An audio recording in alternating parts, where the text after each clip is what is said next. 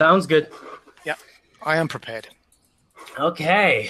Your problem's going to be stopping me talking, probably. Well, that's good. That's good. That's good. I think we're live now. Okay. Okay. Okay. Mr. Clark, hello. How are you doing? I'm very good, and it's very good to meet you this afternoon, Mr. Parry. Morning here, buddy. Morning. Yeah, well, morning, afternoon, whatever. Yeah. Well, I met Rob. Well, I haven't met Rob, but we've vicariously met over the internet via the Modelers Guild, and you've been sharing some fantastic photos that, the average photo shows an entire scene that's like unedited, but you kind of take the best parts of a photo and just kind of slice it out. And that really makes for some unique perspectives. I fell in love with it. Some people might call it cheating. But yeah, when you zoom in on something like that, provided it looks okay, you get a sense of realism. I think you imagine what's around the picture, and that kind of helps it. Yeah, and that perspective looking up. Well, watching those or looking at those pictures, I just really wanted to talk to you and do a Meet the Modeler interview. So thanks for coming on and taking a chance with me. I appreciate you asking me along, Ron. Thank you. So I hear from the accent you're from another country. How did you get into the hobby, and why is it Western railroads that you model? Very good question. I'm old enough to remember steam, mainline steam. When we used to take our vacations, we were pulled by mainline steam engines. In the UK, mainline steam went a lot later than the US.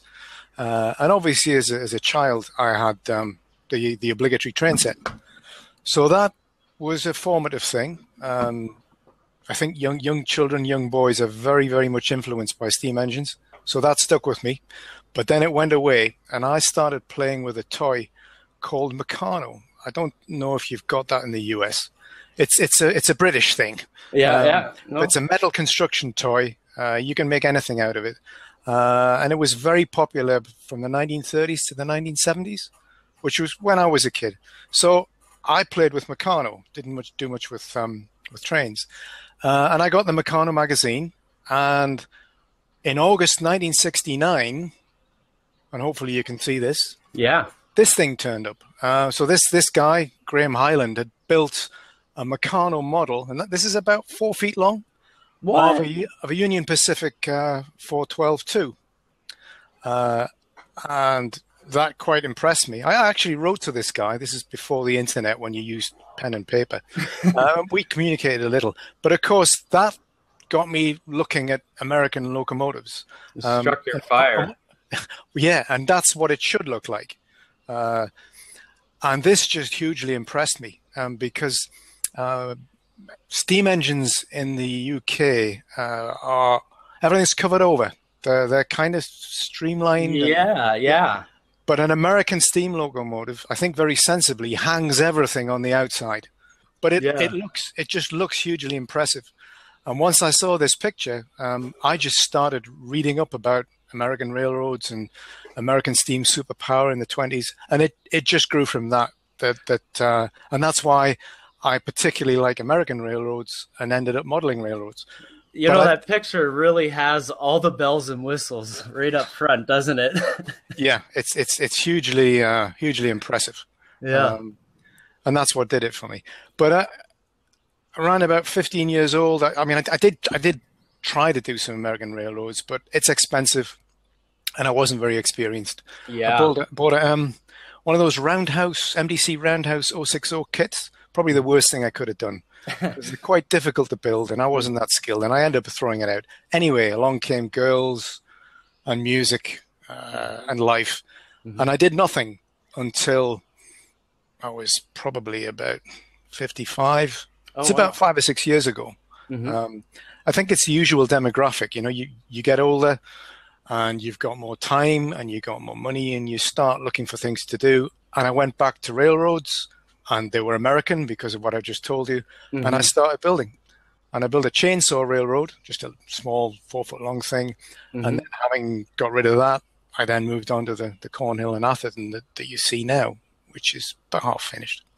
It's HO scale, right? It's HO scale indeed. Probably one of the most popular ones. I can't see N anymore. My eyes have gone. And O is just way too expensive. I hear you. It's a good compromise. Yeah. The larger the scale, the less you have to model, really. Indeed you do. Yeah. Mm-hmm. So you've been working on this layout for 5 or 6 years, or? No, I got back into the hobby about 5-6 years ago. Mm-hmm. This has been built for about 3.5 years. Oh wow! It's 2 decks, not big, 11 by 8. That's the top deck. It's kind of a point to point. So we start in Atherton, run through past Besmar Mining, past Mortimer, into the Helix, down the Helix. Oh wow! Yeah, and then we come, which has a trestle on it, then out of the Helix through Cornhill to Glanton, and then we have 2 tracks going down to a lower level staging yard. So there's a lot there, and only the top deck is in existence so far. If I show you this view, this is looking into the room through the entrance door. Oh, I see. This is our top deck here, with the Helix just to the right of the picture. Mm-hmm. And the lining valance is above. This is probably about 2.5 years ago. Okay. This top deck is almost complete now. Mm-hmm. And the other decks aren't in, but the Helix is all the way down? Correct. If you drive down the Helix, you end up on the floor. Yeah. It's deliberate. It's a slow ride down instead of the fast ride. Yes. It's a slow ride followed by a fast ride. Yeah. The whole thing's been built top down, though. That's why I've done it that way. I built all of the lighting valances first, before the railroad, then the top deck, then the Helix, and the bottom deck will be built next. But it means you don't have a bottom deck in your way while you're working on the top deck. And because I'm not operating it yet, the operation will come when it's completed. I'm just concentrating on building the scenery, if you like, all the tracks in, and I'm doing the scenery now. Oh, wow. That's a remarkable way of doing that. I have to have a bit of faith in myself. Hopefully it'll run okay. Hey, no, I mean starting the top and going down. Like, you'd think that starting down and then going up would make sense, but you could build all that stuff separately and just plop it in after, right? Is that how you're going to do it? It was all very deliberate, because what I thought was that, as you can see, the lighting valance is quite complex, and I thought there was a great risk of damaging an already built railroad by trying to install all of this afterwards. Oh, I see. Yeah. So I used a thing called Extract CAD, free design software. Yeah. Which I'm a great enthusiast of. Awesome. So I was able to plan down to the last centimeter pretty much everything, the valances, the decks, and all the rest of it. So I was able to build this valance with confidence, knowing that it would match the railroad as I came down. So that's the idea, top down. Very nice. Less mess. Yeah, no doubt. The Extract CAD is free, and we'll put a link in the video. Brilliant. Quite a steep learning curve, I've got to say. But it's well worth the effort. Is that a case of Extract CAD or 3D CAD type programs? It's probably a problem with all of them, but I must say that Extract, I found it was kind of unintuitive. A lot of software, good software, you don't have to read the book. You can just go on and click, and pretty quickly you work out what to do. I see. But with Extract, I found I did have to read up on it. Some things weren't obvious. Once you know how to do it, it's fine. But it's like I say, it's a steep learning. Well, it's not steep. It's kind of reverse steep. It's really hard to get started. Yeah. And then it gets easier and easier really quickly. Yeah. Also known as starting over a bunch of times until you figure it out. Yeah. Absolutely. Yeah, yeah. New file. You are from England, and you shared with me a photo just before we started the video. I did. And I've been Yeah. watching a lot of documentaries from the United Kingdom and the Empire and stuff like this. Where are you from? Well, I'm from the northeast of England, so 2/3 of the way up the eastern coast. Yeah. This picture, hopefully you can see now, is zooming in on the River Tyne. I live in Newcastle upon Tyne. Well, that's the nearest city. It's been there an awful long time, but it was an industrial area, so coal mining, shipbuilding, and they've pretty much gone now. They've been dead for many years, and a lot of railway history as well, because obviously moving coal and having ships coming in and out, you need a lot of transport. Yeah, there's a heritage railway close to you, is there not? Absolutely. I live just where I'm moving the cursor now, kind of on the top left. Yeah. And the Heritage Railway runs down here, and it's steam, and it's on my bucket list to drive that steam locomotive. But first of all, I have to volunteer for the place first and do a bit of boiler cleaning, I think. Yeah, you got to start cleaning the dishes before you get to be the cook. You do, yeah. Yeah. But I live in North Shields, and North Shields and South Shields are both fishing towns, and they both go back to sort of 13th century, and they are still fishing towns. But that's where I'm from. So it's a medieval feel. So it is, yeah. It's awesome. Yeah, they are medieval towns. Yeah. So it is a real large. Okay, so it's probably not common at all for people to model outside of your region. I think you're right. I don't think many UK modelers model US prototype. I mean, they are there, certainly. Yeah. But there aren't many. I'm not particularly aware of any in my area.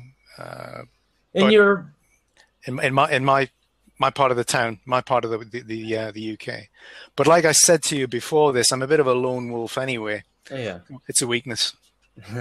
No, I think it's a tool. So, in your opinion, what are the differences other than the equipment?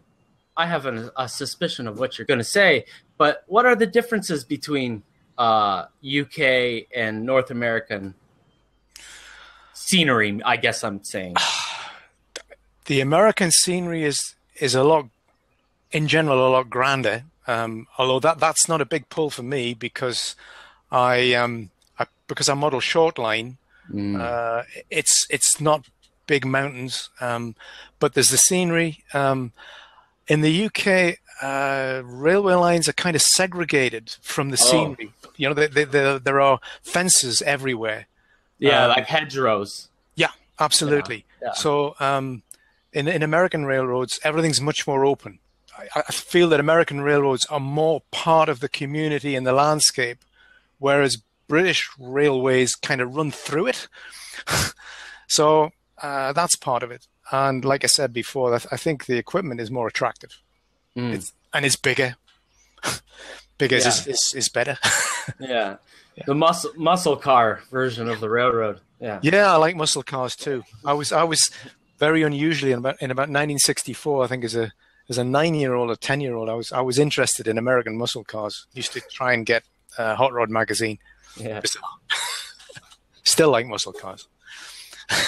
So you were saying you're a lone wolf. I guess that means there's no clubs, or there's no clubs near you. None that I'm aware of. But like I said, being a lone wolf, I haven't looked too hard. But there won't be any US. Yeah. That would be a negotiation, I believe.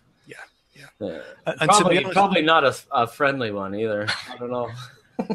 The thing is that with the power of the internet, you know, like we're doing this now, the world's a smaller place. You got that right. It's a lot easier to communicate with like-minded people. And to be honest, to do any kind of a good job, I think with a US railroad, you need to talk to US people. I see. Yes, you're going to get it wrong. Yeah, you get photographs from their backyard, which is awesome. kind of thing. Yeah, and I can't do that. I have to do everything by proxy. Yeah. Hobby shops. Same as clubs, very thin. Oh, wow. We had 3 in the area, which is pretty good actually. One of them has just gone about 3 weeks ago, and the other 2 one of them's more radio control aircraft, and the other one is purely UK outline. Obviously, for general supplies, they're okay, but most of the stuff I have to buy online. Like scenery supplies you can deal with, but everything else you have to outsource. Pretty much. Yeah. So the thing about your when we first met is your photographs are so well done. Did you start with photography, or did you get into photography because of your modeling? The second one. I didn't know anything about photography, or very little other than taking holiday snaps, until I started the railroading. And it was purely a tool, really, to just take some pictures. I could share them in forums, and critique things. Photography is a great way of freezing what you've done and looking at it really hard and spotting things that are wrong. And as soon as I started taking photographs, I realized that I wasn't very good. so I started to find out how to do photography properly, so that I could do justice to what I was trying to do. So the photography came second, very much so, and it remains a secondary hobby. It's a means to an end. It's kind of like extract CAD. When you first start, it's really, really, really hard. Absolutely, and extract CAD was another tool. I generally only learn things or find out about things if I have a need to. Yeah. Invention is the mother of necessity is the mother of invention. Absolutely, yeah. But the railroading is the end game, and if I have to learn other things, other technologies on the way, then I'll do that. It actually is kind of funny how natural it is to get into photography today.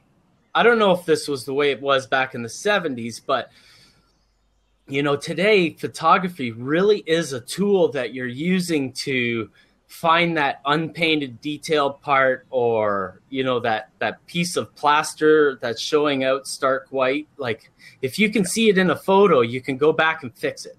Absolutely, yeah. And I think the digital age has made a big difference. When you had to take the photograph and go get it developed, You remember, in North America, you have to drive up to this little booth in the middle of a parking lot. And it really was a booth. It was like maybe 4 feet wide by 6 to 8 feet long. And it was, this person sat in the booth all day long in the middle of a parking lot of like where a Walmart would be today. Yeah. And people would drive up and drop their film off there. Yeah. In the UK, the only place that you could get films developed were chemist shops, where they sell drugstores, basically, yeah. And drugstores would have developing equipment. Don't ask me why, but that's where you went. They cornered the market. They had the monopoly. Yep, something to do with saying, we can do this, don't worry. Yeah. But the digital age is tremendous, absolutely tremendous. Really has changed modeling for the better, I think. It has, yeah. For the most part. Yep.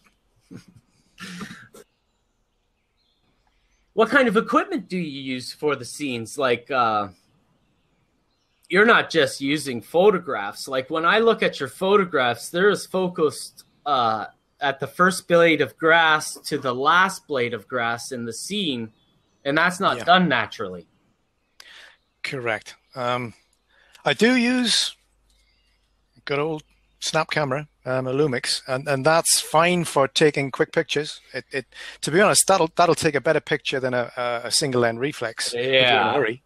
Yeah. But beyond that is a normal point and click camera with a normal point. It's a pretty good one, but you don't have much control over it. It'll take a good photograph within limits. But It's got a nice wide aperture to it, so that it's as focused as it can be for any scene within like a certain range. Yeah. There's a lot of compromise going on with that. But once I kind of outgrew that, then and we're back to the pictures. I got myself one of these, Nikon D5100. Oh, I've got a 3200. They're a very good camera. I could have bought anything. I think I bought this because I saw in some other forums that guys were using them for model railroads. And also, it had been around for a few years. I never buy bleeding edge when it comes to technology. I like to buy something that's a few years old, cheaper, more reliable. Yeah, and I love it. And it does everything that I want it to do. Let's say that it's better than me. so I'm very happy with it. Yeah. But going back to your other point about everything being in focus, you can stop these cameras down quite well and get pretty good depth of field, but you do hit limits. And I came across focus stacking. And I'd seen it done, and I was very impressed with it. So I got myself a couple of bits of software. And focus stacking is, as opposed to a point and shoot camera, you take your field of range down to a very small range so that it only picks the front of the photo or the back of the photo and puts that into focus. And the photo stacking takes all those focused parts of the images and stacks those together. Absolutely. You take a number of photographs. Typically I take about 15, 10 to 15, as you say, from the nearest point to the farthest point. And the focus stacking software very cleverly assembles them all, works out all the bits that aren't quite right, and comes up with this great picture. So what I did... Now, your camera does that automatically, doesn't it? Does it do bracketing? It does bracketing, but it doesn't do stacking automatically, which actually brings us on to the next picture, this one. Sure. I got this piece of free software, Digicam Control. Before you move on, my point about that is my 3200 doesn't have bracketing, and I think that's the difference between ours. Okay. You could probably still use yours. I mean, the bracketing on this one is only takes 3 photos bracketed. Oh, I'm not sure about the 3200. Probably none. No, it doesn't. But I have 3 to do it manually. Yeah, 3 isn't enough, and it's the same with this one. You do have to manually focus, and that's the problem with the focus stacking, because if you take multiple photographs, you need to have a smooth change between each focus point, and it's difficult to do it manually, which is why I got this bit of software, which is hugely powerful. But you hook your camera up to it with a mini USB cable, plug it in, and then you can completely control the camera from the software, see the picture on the screen, but more importantly, you can take multiple photographs. We'll not go into this too much now. It's not a focus stacking tutorial. But sorry. We talk about focus stacking a fair bit on my channel, and we have a sponsor, Helicon Focus, which is a pay-for program. Yep. And I have a question. Will this combine? Will this do? You said your bracketing only takes 3 photos. Will this take more photos than that in the bracketing? Yes. Okay, good. Because I was going to say Helicon does that too. Yeah. It'll take thousands if you want to. Yeah. If you want to. Yeah. So that means that the software is actually controlling your camera to change the manual focus to move that focal point a couple of inches out until it goes from the front of the scene to the back of the scene, and then it stacks them together. Absolutely. Well, actually, this piece of software, I don't use this to do the stacking. Oh. I use another piece of software called... So this is camera control. YZM. I'm only using this one for camera control. Yeah. I have a feeling that buried in this software, there is some stacking stuff, but I've never I've never tried to use it. I used the Combine ZM, which is like free stacking software first, and then I came across Digicam Control, and I just used the two. But Helicon Focus does it all in one package. Yeah, yeah. It's and it probably does it better. Well, and I'm sure it does it a lot better than this. No, well, I'm not going to send anybody to pay for something if it can be used elsewhere, but it's got a bunch of features, you're right. Yeah, yeah.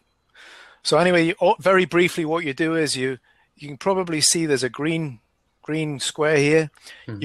You click the square on a foreground part, zoom in, use these control buttons here to zoom and focus it, get it in focus, lock it, and then just look at the back of the picture, the farthest point, zoom into that, lock it, and then tell it how many pictures you want to take between the nearest and the farthest point, 5, 10, 5,000, whatever.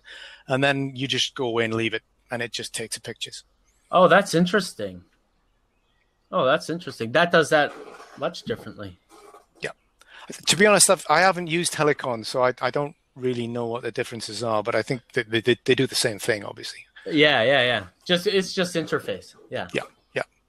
And when you've got your 10, 15, or 15,000 photographs, you put them through, or I put them through this thing, Combine ZM, very old piece of software. Yeah. And again, I'll not go into detail, but you just load up your photographs, submit them to a macro command. It's one command to load, one command to process, and then it produces a combined image for you.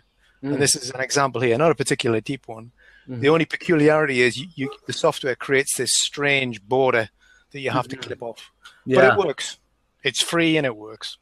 Oh, I see. Now, in Helicon, they have different styles of focal compression, like pyramids and different things. And I think that fixes it in Helicon Focus. So probably does, yeah. You might have a setting that says focus style pyramids. I'll look into it later for you. Yeah. Anyways. Helicon's got to be better than this, but it's good enough for me. Yeah. Is that the use of a mirror in the background there behind that truck? No, this is just a road in the backdrop, and they're just kind of blended. That's a picture, though. That's 2D, completely okay. 2D. Cool. Back there. Yeah, that's very well blended. Thank you. Yeah, I like how the road just behind the bumper of the truck kind of looks like it's going up a bit. That's dirt on the ground there, right? Yeah, actually, you're right. What there is here, and I got this from copying guy called Tom Johnson. The road is flat. Then at the back, the rear inch and a half goes up and then curls over at the back, and that softens the join between the 3D road and the 2D backdrop. Yeah, the hard part is getting the colors the same. This shot isn't actually doing it full justice, but getting these colored the same is really tricky. No, but this is a great example of how a photo can help you nudge a scene along to perfection. Yes. Yeah. The photography is a very harsh mistress. No, there's a lot of things in this scene that I really like. The road is curving off to the right. The structure, the way you can't see where the back is. There's no 90-degree back anywhere in this scene, and I love it. Thanks for that. We'll come back to that actually, because that's been very deliberately done, so that you've got these black spots like behind this building. Depth. There's only half an inch there, but you create a black spot. Does that ever scream at you? Something. What is it? Your imagination fills in the hole and says, "Oh, that's going somewhere." It isn't, but you get the illusion that it does. You know, you might not be into art or really consider art when you get into this hobby, but if you really sit there and ponder things on your layout, you'll get to that artistic's point of view no matter what. Absolutely. A side effect of the modeling is that I now look at trees and scenery, and I've started to love trees just for their natural beauty, because you look at the world in a different way. Yeah. Look at the variation in the photo, like where the chimney is on the structure. That tree has just a subtle change in the color in it, and it's It kind of brings out the tree right beside the road on the right side of the building. It's kind of a standard green, you know, and all those variations between them all come together into a mosaic. It's beautiful. I love this whole scene. Like, this is what I'm talking about, Rob. This is why we're talking today. These photographs really make you fall in love with the scene. It's awesome. It's kind of what you're seeing is the thinking backwards. We'll talk about this later when I think we're going to talk about how you set up scenes, but you have scenes within scenes within scenes. Yeah. And this is kind of zooming into one of the lower levels. You start off with a big picture, and then you move. You come into these very small scenes, and you can detail them, and then you zoom back out again. And that's I think why it works so well. So this scene obviously started with the double main line, but did you plop the structure down and work around it, or did you have a plan for this beforehand? Bit of both. Probably less of a plan. The way I do this is I get pieces of foam, carve them roughly to shape. I'll get if a building's already built, like this one was, I'll use the building, or I'll make cardboard mock-ups, and then just put them down on the raw baseboard with a track, and then just move them around. You really have to have a vision in your mind to make that work. That's awesome. I don't have a vision. It's a case of put things down almost randomly, look at them, and does it feel right or does it not? Move things around a bit, and you kind of feel your way. You allow the scene to inspire you in a way. Yeah, it's kind of a feedback loop. Start with a rough idea, and then let it develop. And sometimes it can take days. I might set it up and go away, walk away. You know, I pity those who don't experience this in their hobby. It's to be savored. It takes time, but we've got plenty of time. It's the beauty and the magic. The worst thing in the world, I think, is to rush at this. Say, I've got to get it finished. Yeah. Yeah. Take time, enjoy it. Yeah. The NMRA convention is the root of all evil. Don't let the NMRA convention come to your area and make you start finishing your layout. Yeah. So enjoy it. Yeah. So you let's just stick with the scene for a second. Is this a scratch built structure, or is this a structure from an American company? It's a Campbell structure. I think it started. I have changed it a little. It started off as a newspaper office. It was a flat-fronted building, and I just converted it into this small engineering office. But it hasn't been changed much. Just made it took off the flat front and lowered it as well. But it's a pretty basic Campbell structure. Now, I got a question, and don't try to assume my answer or why I'm asking it. Why isn't there any weathering? Like, I'm not talking about peeling paint, but like rusting or stuff like that. Is that you don't model? What am I trying to say here? Is it that you don't weather your models, or that you just? I do weather them. I can see it's subtly on the roof. I'm expecting to see a little bit of rust or stuff like that, though. You do weather them? I do. Maybe that's what makes this model look so good. I don't know how well you can see this, but there's a small amount of weathering from where the stack is. Yeah, so I can see it coming down from the ridge. All of these tiles are very slightly weathered. Oh, I can see on the bottom edge. It's probably the angle of the shot. I'm not criticizing it. No. I'm not criticizing it. I'm just I'm looking at it. I'm like, you look at these George Sellios, the fine scale miniatures layout and stuff like that. My mom just walked in the door.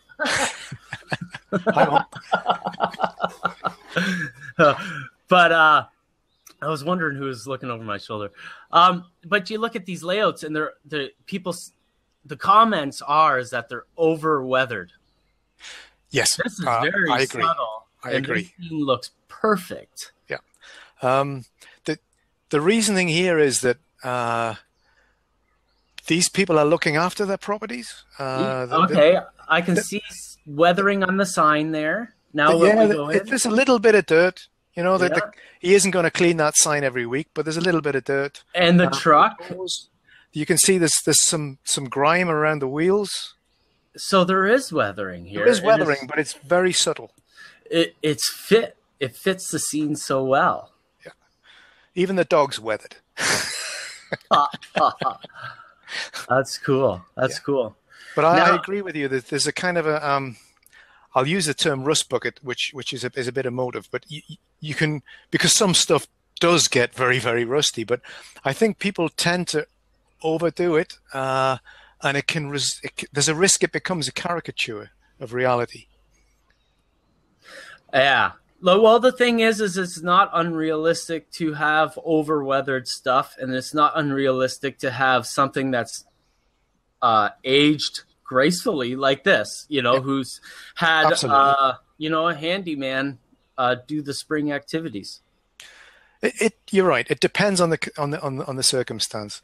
One of the mental things that I had to get over was the fact that I'm modeling the 1930s, and you think that's a hell of a long time ago. But the reality is that back in the 1930s, a lot of this stuff would be new, or maybe it's just 4 or 5 years old, even 10 years old. It's not going to be falling apart. Yeah.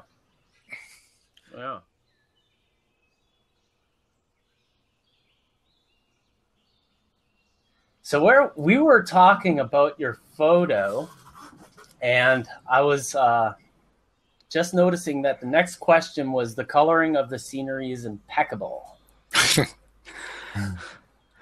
That's a nice word.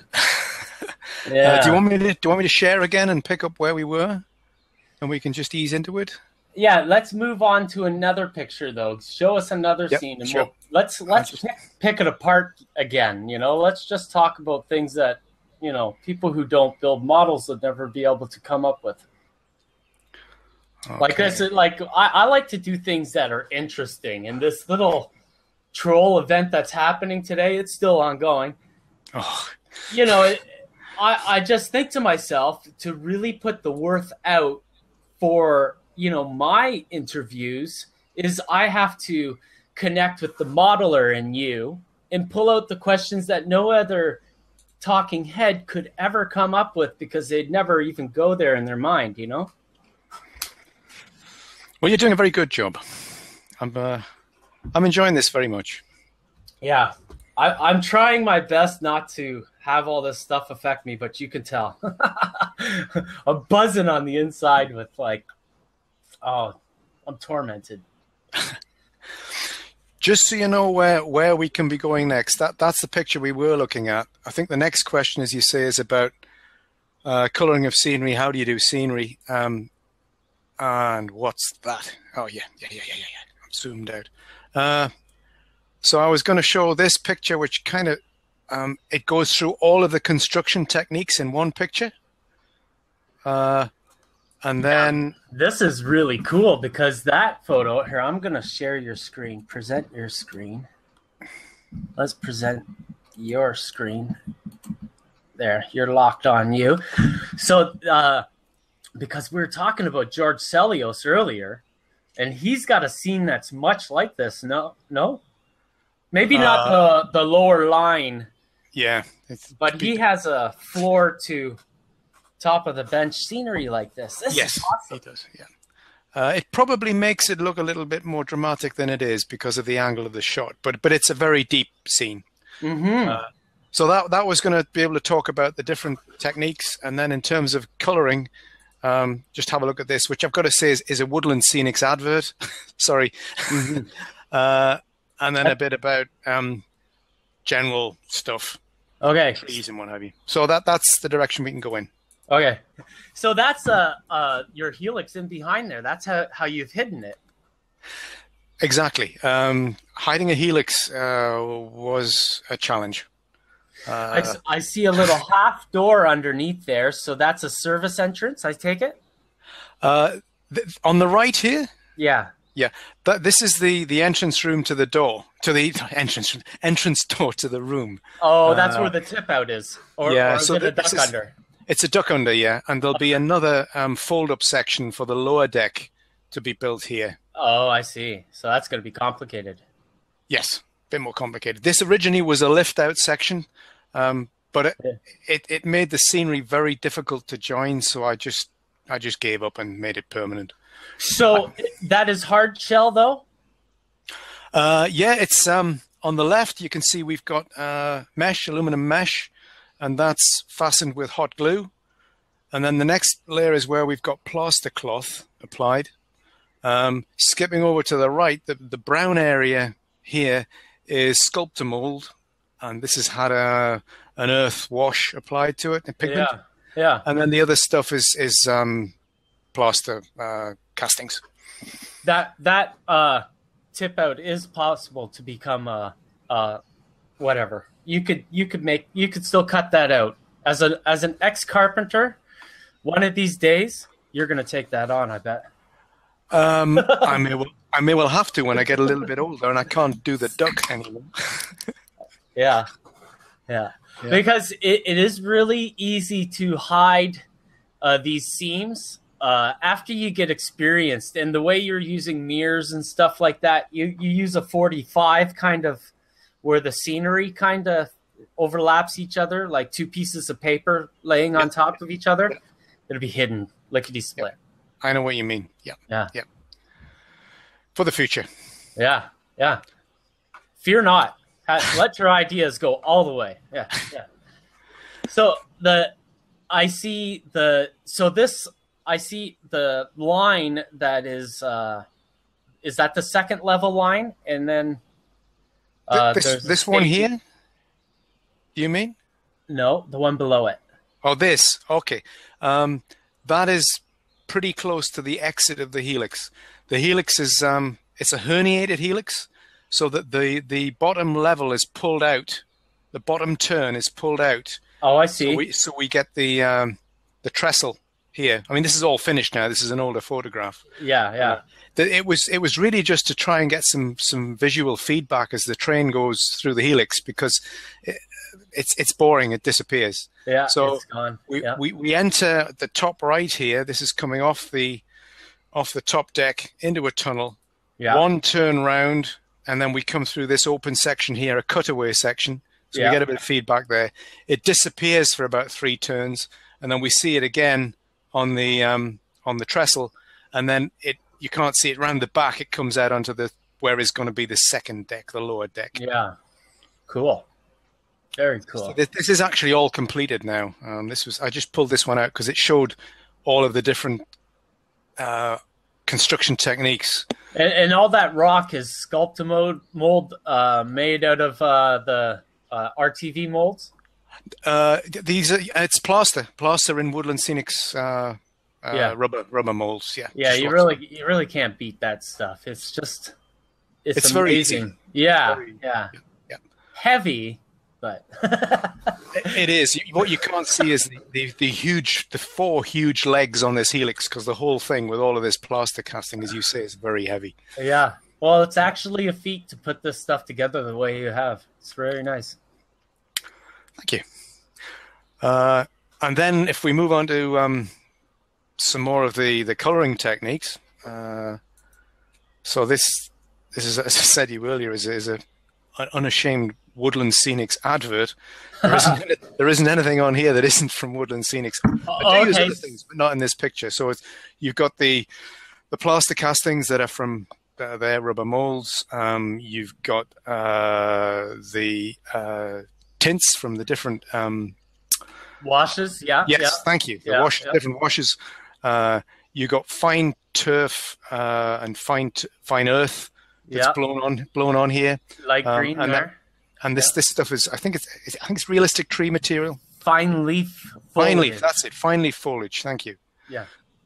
So I've kind of moved on a bit from this now, but at the time, it was a very quick and very effective way of of doing this work, and I was pleased with it. There's nothing wrong with it at all. It works. It works. Oh yeah. Oh yeah. It works. I guess I've tried to find some cheaper ways of doing it. That's all. You know what? Woodland Scenics. You buy these I buy these big expensive Craftsman kits to learn how to build these structures and to create a diorama scene, because that's what these Craftsman kits are about, detail parts. And that's what Woodland Scenics really does. They give you all the parts that you can make this scene, which is like, the picture looks like it's so advanced it's not funny, but with those tools it really makes it easy to put this together with just off-the-shelf components, It does. Yeah. It's hard to get it wrong. Yeah. I don't take any credit for this. It's just off-the-shelf products. Hey, if you get it wrong, just paint it over. Yeah. And to be honest, nobody's going to know if it's wrong anyway. Yeah, exactly. Yeah. That rock is upside down, though. That. Yeah, deliberately so, because that way you can use them twice. And I use them up and down as well. Yeah. It's an interesting point, though, because there are a limited number of castings, and you do have to start turning them around, breaking them up. Otherwise, you can't spot that they're being reused. Yeah. A cut is easily seen, like that major cut right above the finely foliage there. That would be easily seen, even upside down. So you have to get creative with that stuff, right? You do. In this scene, there are more materials that I've sourced myself, and Woodland Scenic stuff as well. All of the trees are just, the armatures are from things that I've got in our garden. Yeah. Then again, covered with Woodland Scenic's coarse and fine foams, ground foams. A little bit of rattle can spray, browns and greens, just to change the tints. It's all quite easy. And then around the back there, where we've got the brown areas left to the center, that's tea leaves. Oh, wow. Okay. Perfect. Which do good like leaf fall. Yeah. That's wonderful, actually, isn't it? It works well. These are brown ones, and we've moved on to green tea now, which actually looks even better. Oh, really? Yeah. I'm on it. I'm on that right now. So what do you do to your stems or the tree trunks to preserve them? Is it just the rattle can and the glue that does it, or do you do something special? Not far off that. They all get dipped in diluted white glue for 5-10 minutes. Okay, so they're penetrated. We hang them up on a clothesline with pegs so they can dry. But that's it. And then they just get use hairspray to stick on the foliage, and then the rattle can afterwards, just to tone down. Sometimes some of the greens are a bit bright. Perfect. So think outside the box and use everyday materials. Awesome. Yeah. And that means I can have hundreds and hundreds of trees, and they cost me almost nothing. There's not a single tree there that I could see other than on the printed paper. It looks fake. It's good. Beautiful. Good. A lot of it's I think is down to spending time on placement. It may sound a little bit crazy, but every tree goes in with a bit of thought. You put a tree in, you look at it, is it in the right place? You might move it, and it's a very slow process, but there's a right place for every tree, kind of. Excuse me. Yeah. And then in the last photograph, you showed us that really dark part of shadow. There's a lot of real dark shadows in this picture that, Yeah. This left-hand side, what I do with the scenery is to curve it over the back. So you don't have, there's no edge between, you don't see the edge where it joins the back scene. Oh, so you see a crest on the hill. Yeah, there's a crest, so it goes over the hill. So the trees in the back actually are planted behind the crest, so you don't see the edge. Oh, and then wow. also you can get that black effect by just building up the density of the trees. Oh, I didn't even notice that, but you're right.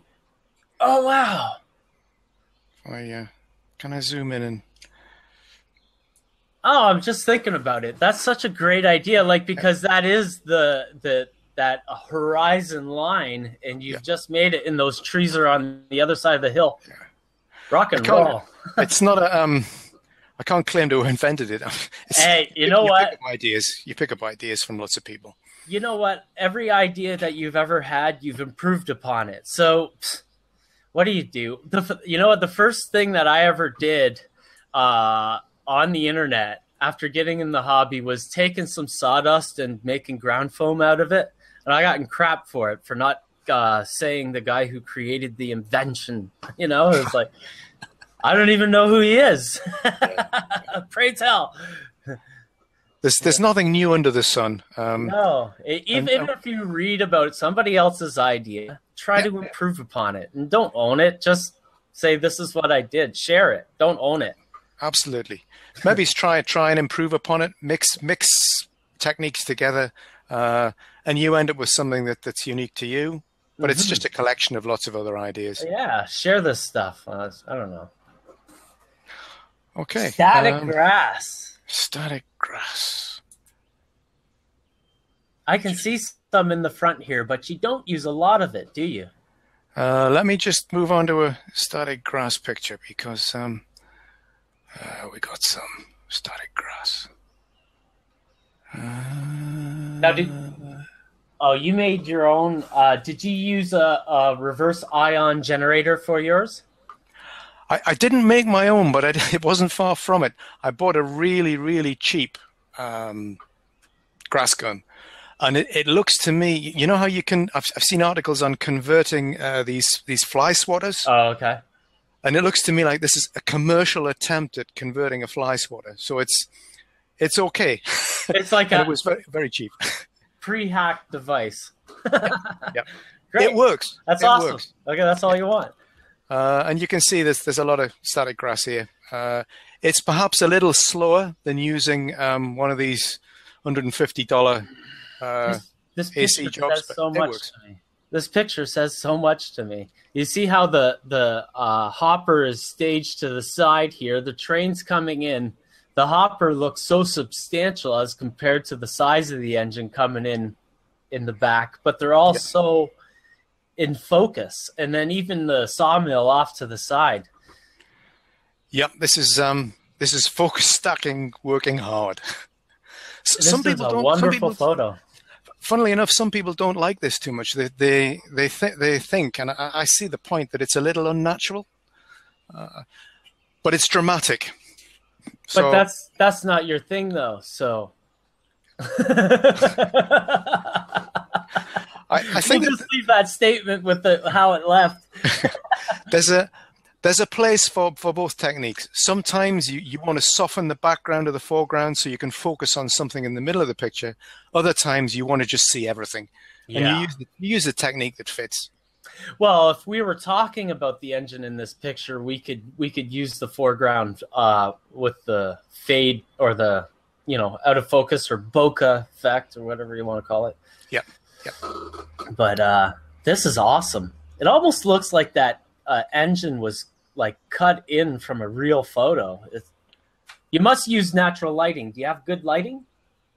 I'm using layout lighting. It's with that valance. It's really. I think I'm a little bit lucky. Well, no, it's not luck. I use the layout lighting is daylight color temperature fluorescence. This is obviously one of the great benefits of putting that valance in first. Yeah, it tightens the light in quite well. And I also must admit to using Photoshop to do some color corrections if things aren't quite right. But it looks pretty good in the railroad room. It's not far off this. Not far off. It doesn't really show in the background here, but I spend a lot of time trying to get a natural faded blue in the sky.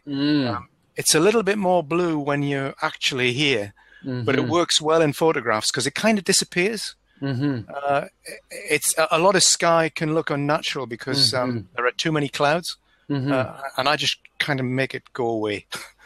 All it takes is one little thing to make your mind say it's not real. Yeah. And when I look at this photo, it's like, holy smokes. It worked well. It did work well. So static grass. Yep. And so it's just a cheap device, and it looks like it works flawlessly. Just takes a bit of extra time. But yep, it works very well.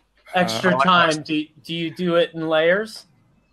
Sometimes I always do it in sections, small sections at a time, just so I don't get bored. And often I'll go back and do a second layer if I want extra long grass. But in most cases, one application works. Okay. And you use Notch? Yes.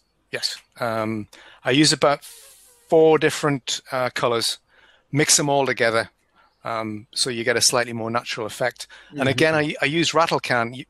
You can possibly see here where I'm circling with the cursor that it's a browner area.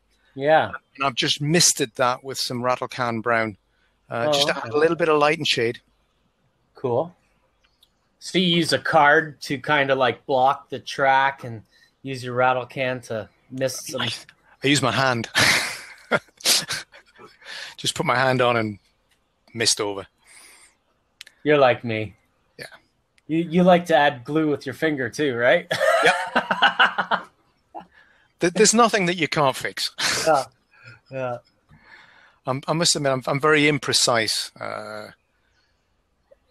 It's you can spend a lot of time on techniques, but you can do it really quick if you want to.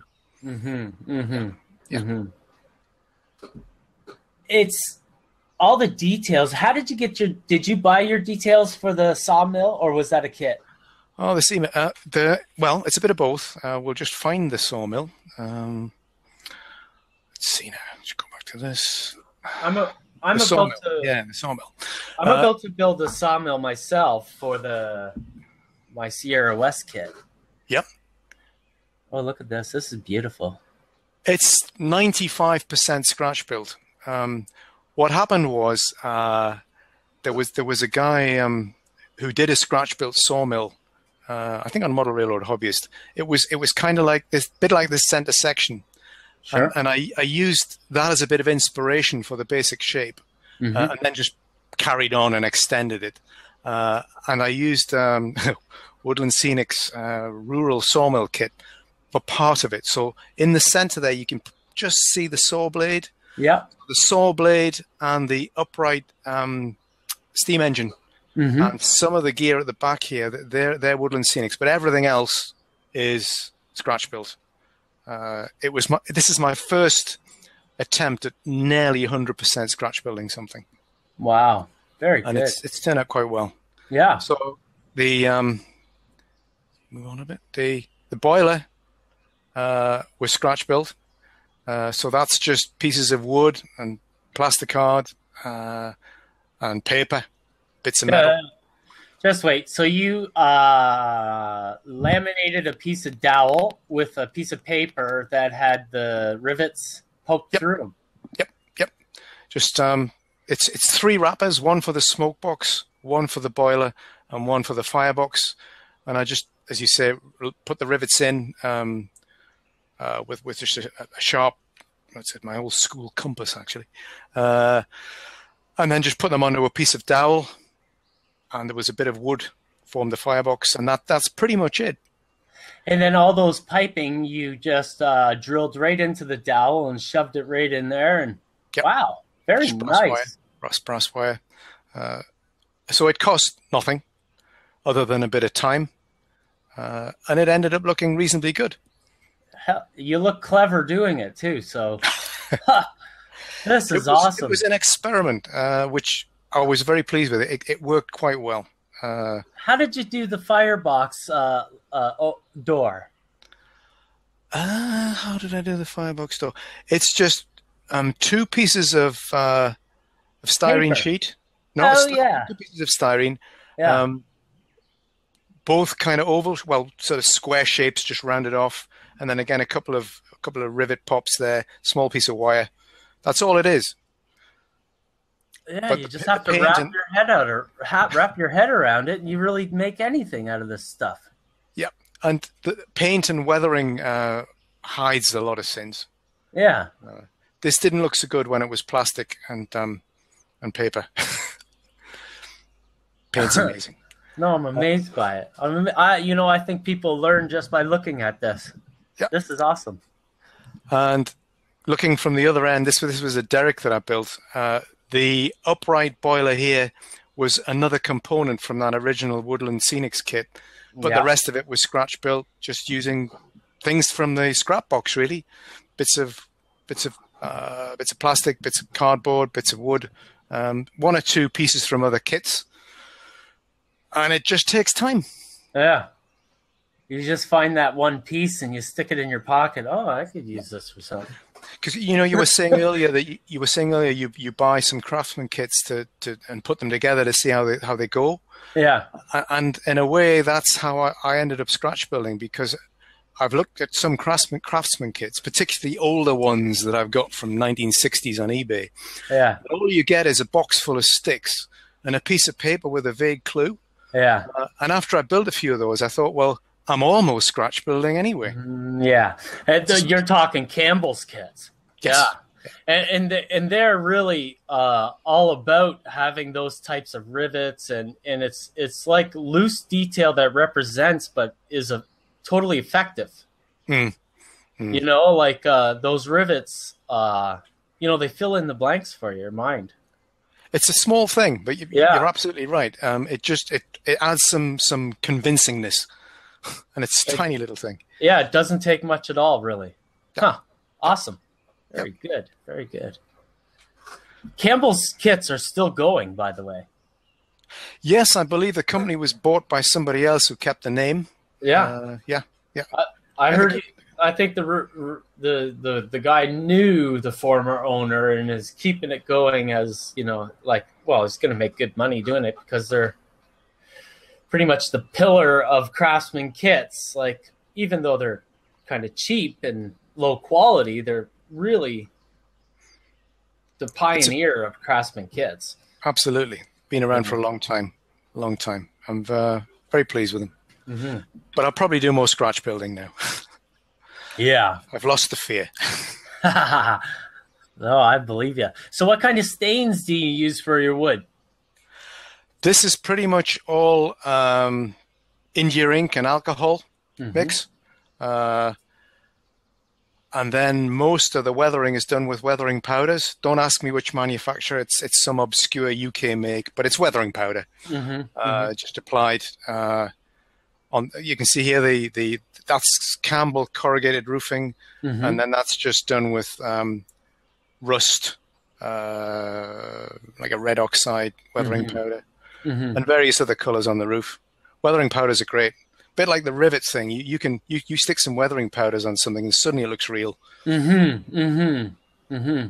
that streak underneath the big pipe. Yeah. It's like the telltale signs of water damage and stuff. Absolutely. Absolutely. So you got this down in a scene now, don't you? Yes. Or is this the one that we seen in that picture? Yeah, it was in the background of that picture. That's it over in the background. Huh. Do you want to see another picture of it? I want to see it all. Okay, everything's done so nicely. Like the hopper in front of that coal tower is like weathered so nicely. Like how many times did you fail before you started to really get this stuff the way you wanted it, or did it all just work? I don't think I had anything I would call a failure, but I started with really simple things, simple structures, simple small things. Baby steps. Baby steps, yeah, like taking Craftsman kits and making a few changes. So nothing ever failed. I just kind of got more confident and a little better at it. You found out where to go more. Yep. Yeah. That's a picture with it. That's it in the background there. Beautiful. Huh. I think we're coming back to this. This scene isn't finished in this picture. I think we're gonna discuss that a little later. Yeah. Is there another view? There probably is another view. Oh, here we go. This is an addition that was made to that original kit. This is the original structure. This is a green chain unit for moving finished timber across and then into the yard. That's all.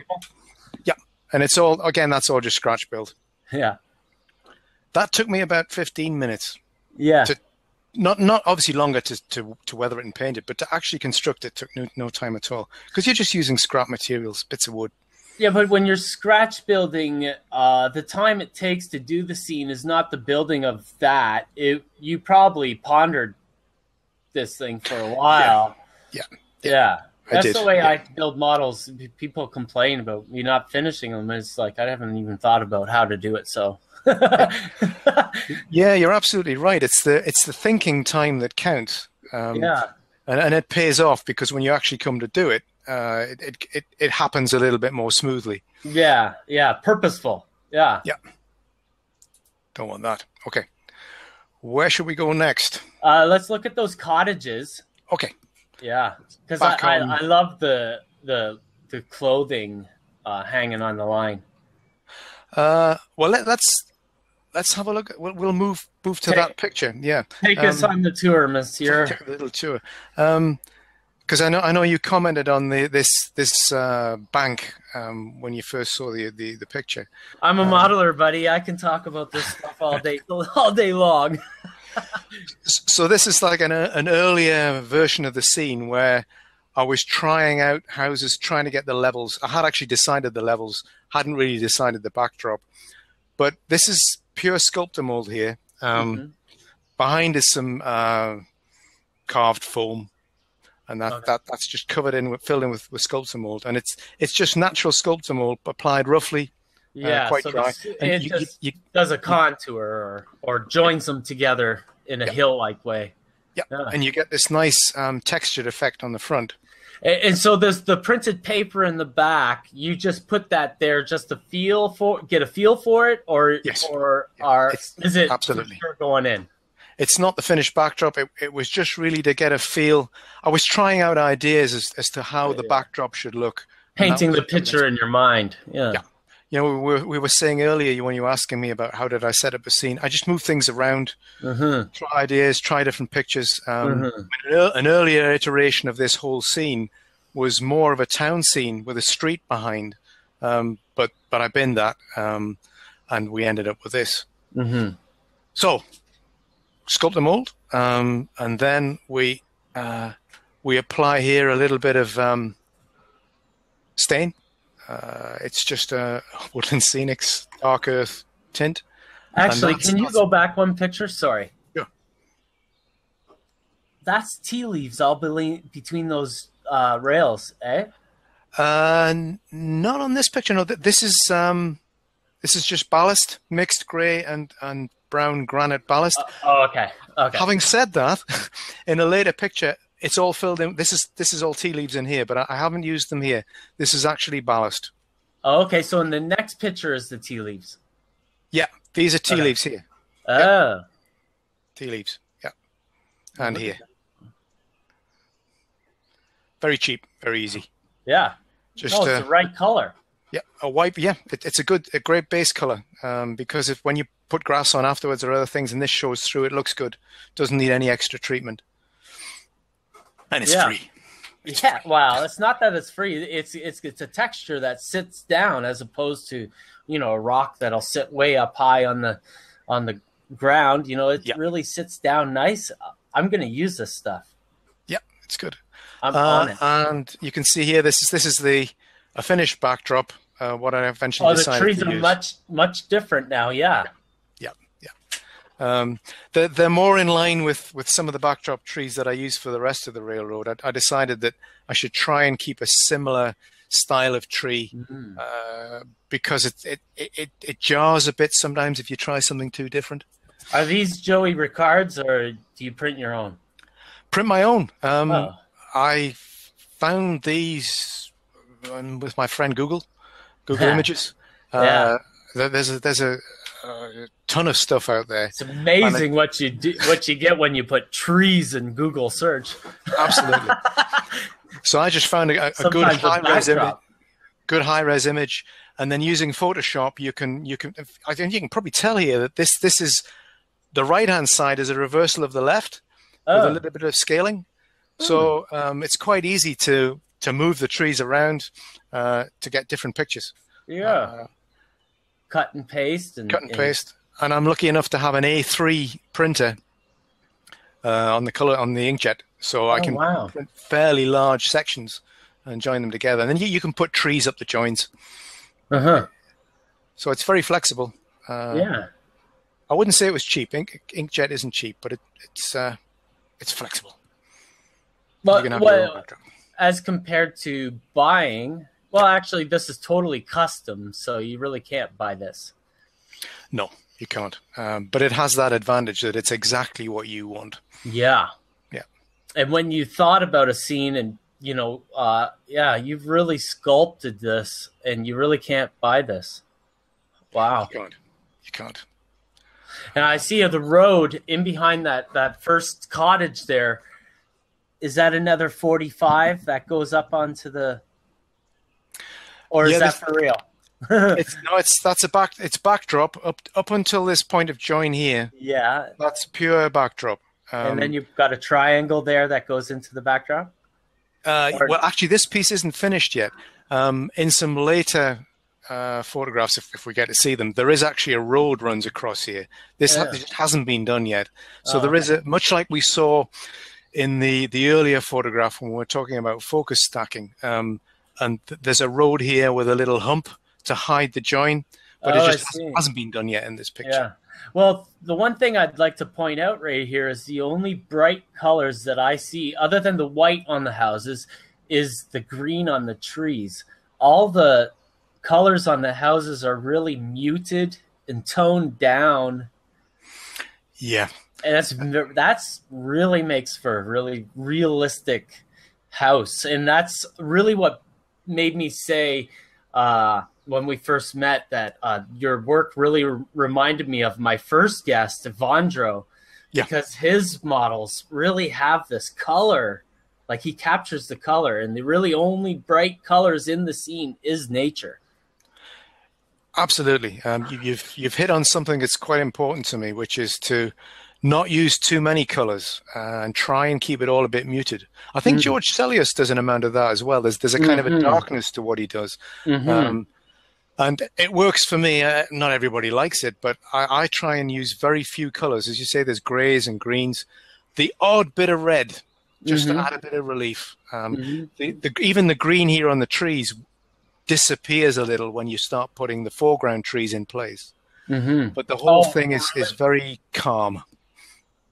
Yeah, I like it. Sizing up. So, next stage. Yes.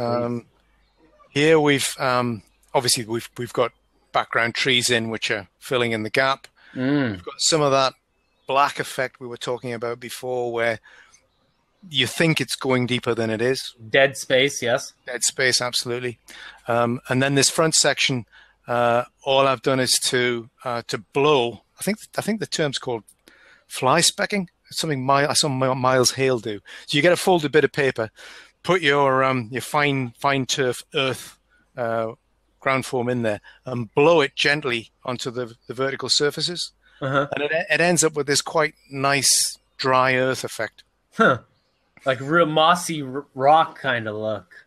Yeah. And a little bit of static grass. And then that also adds your nice dark shadows in there. You've kept those in there. Yeah. Oh wow. What did you use for your path there? Because it's real dark. It was a very dark ballast. Might have been called cinders, something like that. Yeah, probably. But it's just a dark ballast that's been put in with white glue, just to get that, to give you the feeling that people walk along here and it's all got squashed down. And I put darker areas outside the doorsteps, again representing where people will be be walking a lot and wearing out the ground. These are company houses. These are workmen, and or work people. There were workmen back then, but work people. Yep. And, you know, they had dirt on their boots and they had a dirty path back home, man. Yep. It fits the scene. Perfect.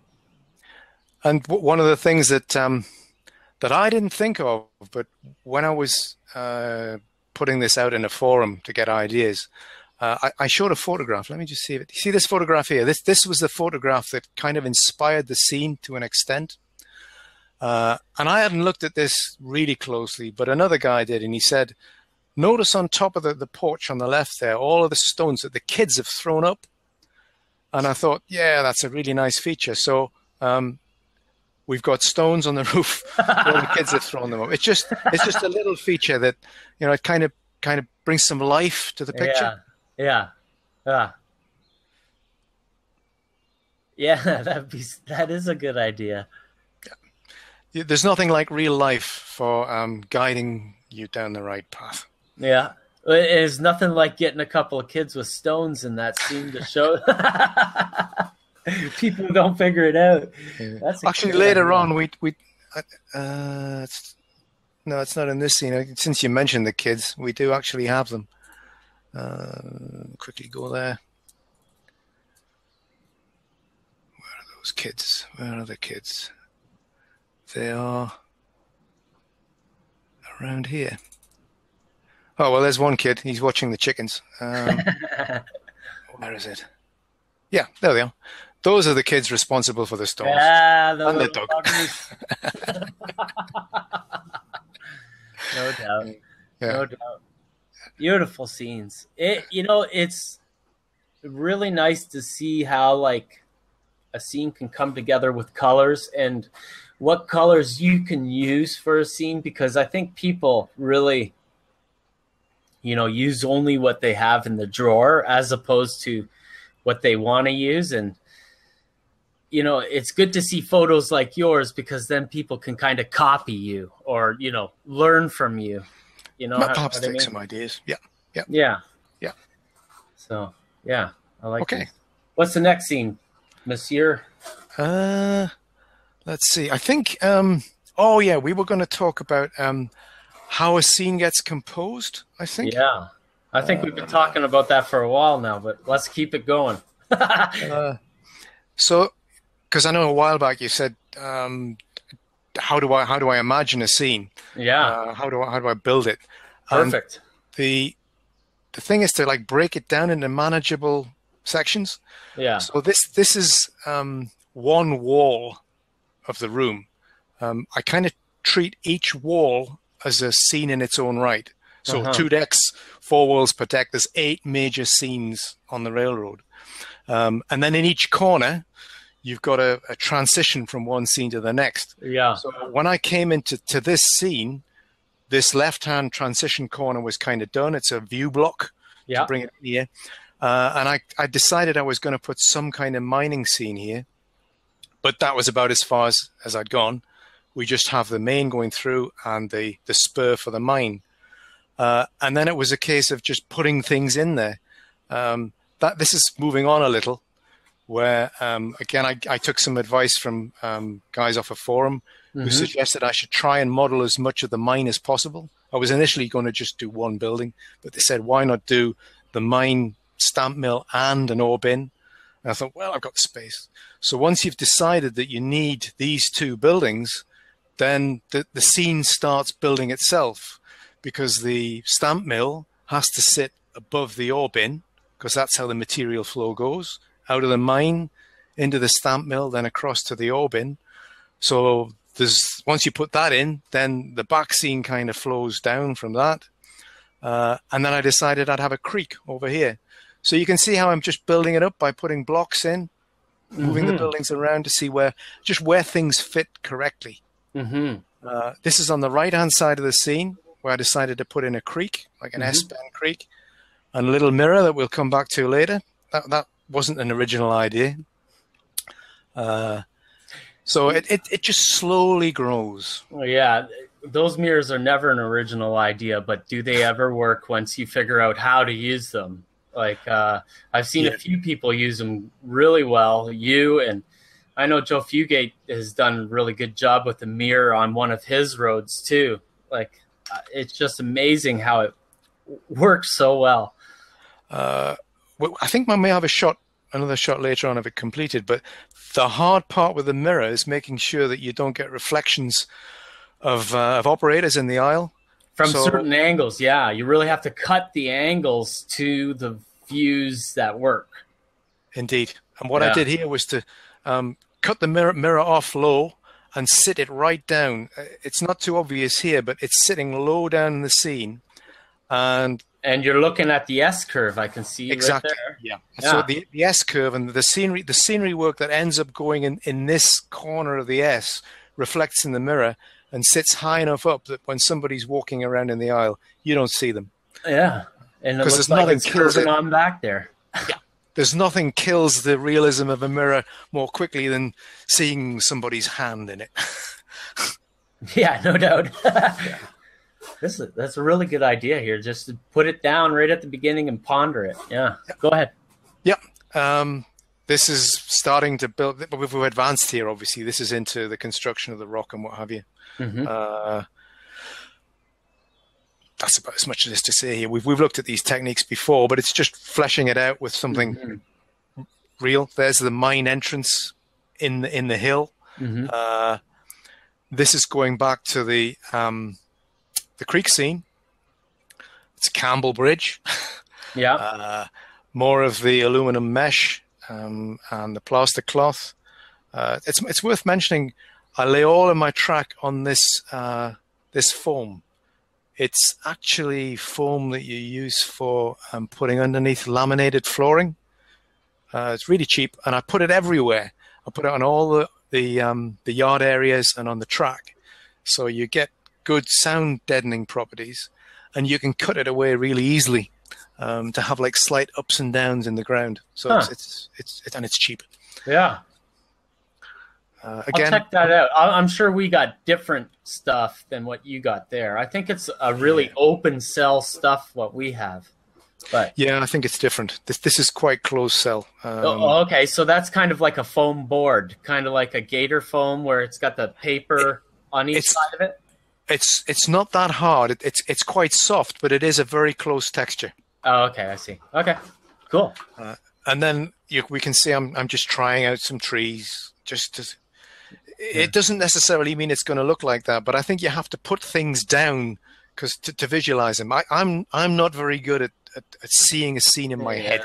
Yeah, you're trying to figure out how to terminate the mirror in a very like with a fade, like so you can't see an edge. Yeah. I ended up. We'll probably see later. I ended up putting a kind of an archway of trees across there. Yeah. Which kind of worked. Moving on again. This is the whole scene covered with polyfiber. Oh, okay. Raw polyfiber glued on. Again, the back scene's developing there. That's what we're going to have in the background. Yeah, and that's a nice way to get texture all along that field without getting rock look to it. Yeah. Yeah, that's what I wanted, a bit of contrast. Yeah. And there it is with blown on ground foam just on top of that polyfiber. Okay. And it looks pretty good. Yeah, just the tree tops. Very well. It's actually not tree tops. It's kind of very dense shrub effect. Yeah. Okay. The trees go on top of this, and a lot of it disappears, but it forms a very dense, real-looking ground. Ground cover. Yeah. Yeah, it's ground cover. Yeah. Cool. And there we've further developed the scene. Yeah, I can still see the mirrors slightly in the top at that last picture, but it just disappeared before my eyes. It's starting to go with the trees. Yeah, it's busy to the point where it's gone for me. Yeah, and then actually, maybe I can find. Let me just see if I can find a final picture of that. Have we got time for this? Sure, let's go for it. You can edit out the boring bits where I'm looking for pictures. I have a feeling there are no boring bits in this one. Where will it be? It'll be in Vesmar.